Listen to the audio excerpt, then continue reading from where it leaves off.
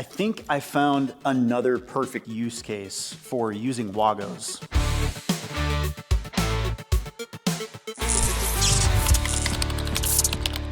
Wago sent me a whole bunch of their different lever nuts or lever connectors. There's multiple different sizes. There's like 5-port, there's 3-port, 2-port, there's direct inline, like a butt splice sort of. And I've started keeping a whole bin of these on my van. And I've been finding there's like very specific use cases that these things are so perfect for. And I found one that's kind of perfect. Now, this situation right in front of me, obviously the walls are open.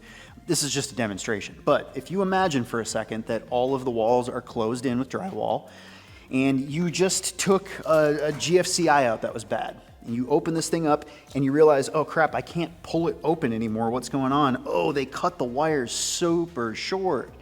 Well, in this case, you can't really like twist joints. Like I can't get in there to actually cut these. There we go, a little bit.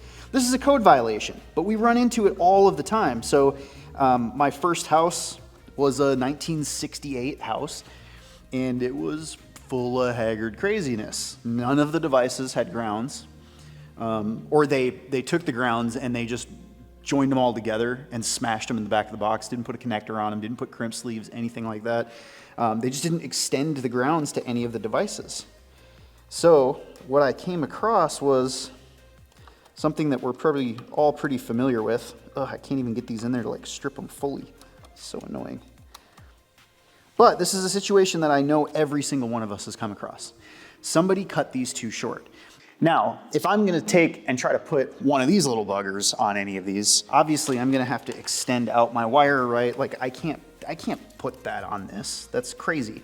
So what I would need to do is extend out the wire. But trying to get in here to get all three of these blacks put together to make a joint and make a pigtail, it's just bananas. So one of the best use cases that I've found for these is to use these for this. In this one, I've got 2 wires, but I need to make a pigtail, right? So I'll just open this up, stick these 2 in here.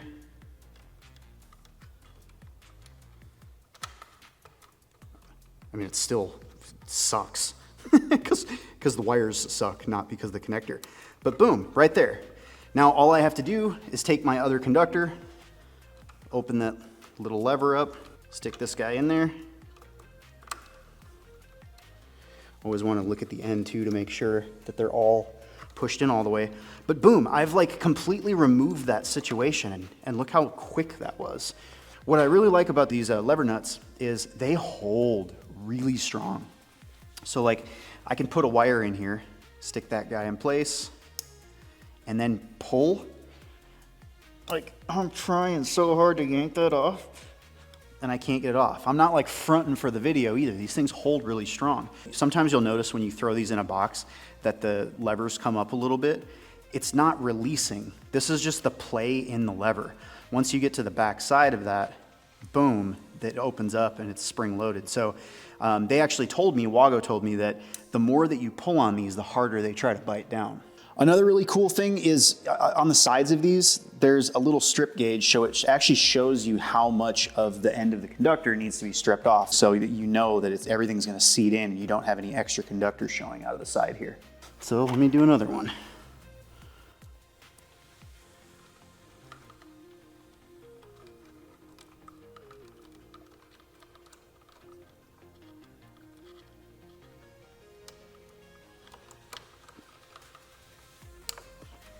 And another one for the grounds.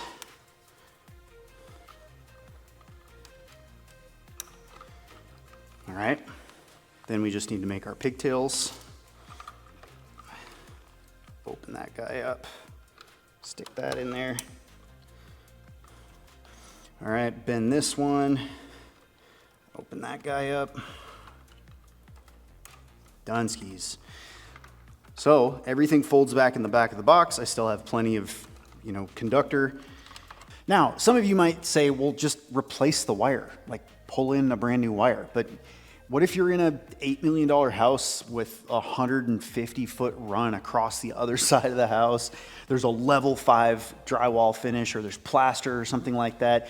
You just can't always do that. Yeah, obviously, if you can, that's a good solution. But most of the time, realistically, when we're running into this problem, it's in a finished wall. There's staples all along through different level, you know, like you're not gonna replace that wire. Especially, you know, if you're in between two floors or something like that, like how are you going to replace that wire? So again, I think this is a good method. By the way, any of you guys, when you're wiring devices, this is my strategy. You can do whatever you want. Like your job as a professional is always to figure out your way of doing things and why you do them the way that you do. When you're an apprentice, you're just doing what you're told, right? But when you're a journeyman, after, you know, 5 years of you being a journeyman, or you start maybe thinking about mastery level, that's when you really start challenging the things that you do and start developing a little bit, honing your craft. So anyways, my point with that is when I put things in there, there's a distinct way that I always do this. And I always push everything down to give me the most amount of slack. I push down one time, I accordion up enough so that it folds in the back of the box, and then I cut everything. That's just my way. I do everything so it's at a diagonal. So then anybody that looks through an entire room, they're like, oh, whoa, Dustin did those, because Dustin always does this weird diagonal thing. No, nobody else that I know that, you know, does that. And then it gives you enough when you pull it out that you've probably got about 8 inches, 9 inches outside of the box. So you have plenty for code. Now, what the National Electrical Code says in 300.14, if you're looking at the 2023 National Electrical Code, is that you have to have 6 inches from the sheath, from the inside of the box. So 6 inches of conductor sticking out. Some boxes are different, right? There's like different depths of boxes. There's different dimensions. So if any dimension's less than 8 inches in any dimension, the wires have to extend 3 inches out of the box at a minimum. So it might end up resulting in more than 6 inches, but it's 6 inches worth of wire from the sheath and at least 3 inches from the front of the box. Because a lot of the stuff, you can't fit your hand inside of a small box like that, right? So hope that helps some of you. Love you crazy people. I'll see you in the next one.